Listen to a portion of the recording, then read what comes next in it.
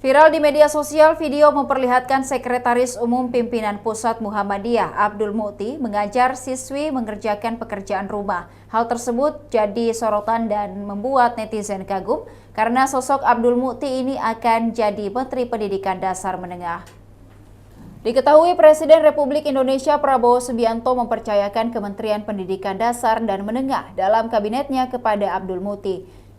Saat ini ia menjabat sebagai Sekretaris Umum PP Muhammadiyah mendampingi Ketua Umum Haidar Nasir pada periode 2022-2027. Dilansir dari Kompas.com, Abdul Muti terkenal mendalami soal pluralisme dan berbagai keilmuan mengenai Islam terkini. Dalam video yang diunggah di akun TikTok @ibnufajar_75 pada Jumat 18 Oktober, terlihat Abdul Muti dengan santai mengajar seorang siswi. Diduga berada di emperan sebuah rumah, ia mengajar siswi tersebut mengerjakan PR matematika.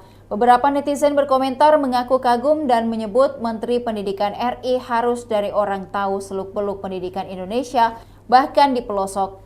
Bukan malah orang yang punya keunggulan selalu bersekolah di luar negeri. Demikian Tribun Timur Hot News kali ini. Saksikan berita menarik lainnya hanya di kanal YouTube dan Facebook Tribun Timur.